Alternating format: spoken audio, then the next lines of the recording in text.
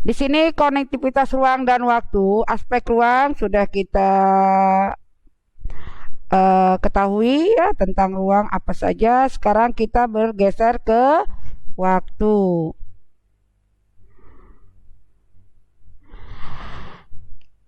Aspek waktu, di sini kita sudah mengenal waktu itu apa saja sih? Kita sudah tahu waktu itu pasti ada detik, menit, hari, minggu, bulan, abad, dan seterusnya. Ya. Nah, ada waktu lampau, waktu sekarang, waktu yang akan datang. Nah, jadi karena waktu ini ya seterusnya tadi bergeser dari minggu, hari sampai ke abad. Nah, dia bergeraknya pasti maju, bukan mundur ya, bergerak maju. Yaitu dari masa lalu ke masa depan. Kita tidak dapat mengendalikan waktu. Ya, karena tidak ada manusia yang dapat melangkah mundur ke masa lalu atau melompat maju ke masa depan. Hal-hal yang sudah terjadi di masa lalu tidak dapat diubah kembali. Karena kita tidak bisa pergi ke masa lalu untuk mengubahnya.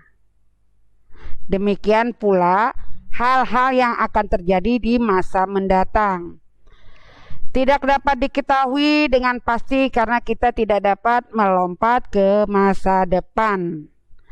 Dalam sejarah, konsep waktu sangat penting untuk mengetahui berbagai peristiwa yang terjadi pada masa lalu dan perkembangannya hingga saat ini.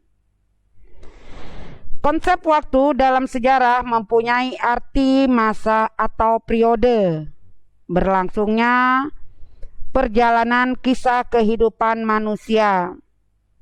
Waktu dapat dibagi menjadi 3, yaitu waktu lampau, waktu sekarang, dan waktu yang akan datang. Pengetahuan tentang berbagai peristiwa yang terjadi pada masa lampau membantu kita memahami perubahan dan perkembangan masyarakat, baik dari aspek ekonomi, sosial, budaya, pendidikan, dan politik. Hingga kita memperoleh pelajaran tentang sebab akibat, baik buruk atau benar salah, yang dapat dijadikan sebagai pedoman hidup pada masa mendatang. Peristiwa yang terjadi dalam suatu ruang seringkali tidak berdiri sendiri, tetapi merupakan rangkaian peristiwa-peristiwa yang terjadi sebelumnya. Sebagai contoh, kita ambil contoh tentang kemerdekaan yang kita nikmati saat ini, merupakan hasil dari perjuangan para pahlawan kita tempo dulu ya. Saat ini kita hanya tinggal menikmati. Nah, berarti para pejuang sebelum ada kita sangat luar biasa mereka ya. Nah, oleh karena itu kita harus menghargai jasa para pahlawan yang telah mengorbankan jiwa dan raganya untuk kemerdekaan kita nikmati saat ini. Peristiwa yang terjadi dalam suatu ruang tidak hanya dapat diamati dari ruang kecil saja, seperti lingkungan sekitar rumah atau sekolah, namun juga dapat diamati dari ruang yang lebih besar. Contohnya seperti kota, provinsi, ataupun negara. Oke ya. Jadi di situ kita berbicara tadi masalah aspek waktu ya. Jadi waktu di sini benar-benar sangat dihargai ya. Contoh yang sederhana, ketika kita lewat 1 jam ke belakang kita tidak bisa lagi mengambil ya, karena waktu itu benar-benar sangat berharga. Sehingga kita kalau ingin menjadi orang sukses, kita jadilah mendisiplinkan diri dengan waktu. Ketika kita mau berangkat sekolah, kita harus tepat waktu. Jam 7 misalnya kita masuk sekolah ya, ini contoh waktu. Kita datang jam 7 5 menit, lewat 5 menit. jam 7 ke depan kita udah yang ke belakang kita nggak bisa udah tarik ya, demi waktu, demi masa. Maka kita belajar mendisiplin diri ya, hargailah waktu ya. Kalau istilahnya tuh waktu lebih berharga ya. Oke, untuk materi selanjutnya ini penutup ya, penutup kita tutup refleksi ya terhadap proses pembelajaran yang terkait dengan penguasaan materi, pendekatan dan model pembelajaran yang digunakan ya. Di sini motivasi ya, motivasi peserta didik agar tetap semangat belajar ya. Intinya tetap semangat belajar walaupun sekarang kita belajar tidak secara langsung seperti yang sudah-sudah lalu ya. Karena tahun ini tahun yang sangat luar biasa. Bukan kita aja yang menghadapi seperti ini, tetapi dunia ya. Artinya seumur hidup ya, seumur hidup ibu sampai ini baru pernah terjadi seperti ini ya.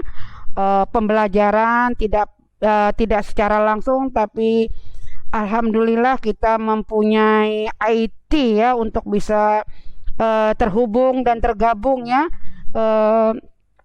Disinilah menunjukkan kepentingannya kita harus mampu bisa IT. Akhir ini kita dapat bertemu walaupun anak ibu tidak pernah langsung melihat Ibu Dharma. Melalui video ini kalian bisa melihat Ibu Dharma, bisa mendengarkan suara Ibu Dharma ya. Semoga nanti kita tahun depan insya Allah kita bisa belajar secara langsung ya. Semua ini kita ambil hikmahnya. Jadi intinya tetap semangat ya, memperhatikan protokol kesehatan, menjaga jarak ketika bepergian ya, jauhi dari kerumunan. Jangan lupa kita harus selalu cuci tangan pakai sabun ya, menggunakan masker ya ketika kita keluar dari rumah ya. Jangan lupa tangannya harus selalu dicuci. Ingat ya, karena mendisiplinkan diri itu bukan orang lain tetapi diri kita sendiri ya. Karena di sini kebersihan adalah sebagian dari iman, kebersihan adalah sebagian dari kesehatan ya. Kuncinya kita harus selalu bersih ya, tangan selalu dicuci. Oke, sekarang untuk terakhir yaitu tugas pembelajarannya. Ibu akan memberikan tugas untuk materi selanjutnya tentang aktivitas individu ya. Masalah aktivitas ruang dan waktu. Dikumpulkan boleh lewat e-learning, boleh lewat classroom, boleh lewat WA.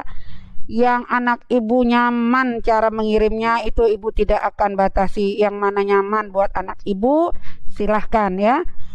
Artinya anak ibu di sini tugas tetap selalu memperhatikan, artinya selalu mengumpulkan ya, karena itu nilai untuk nilai rapot ya, karena tidak lama lagi kita akan semester insya Allah ya. Semoga ini pembelajaran yang terakhir. Jangan lupa menjaga kesehatan, tetap semangat. Ibu akhiri, semoga minggu depan kita dapat bertemu kembali dalam keadaan sehat walafiat ya, dalam lindungan Allah ya. Nah ya. Assalamualaikum warahmatullahi wabarakatuh.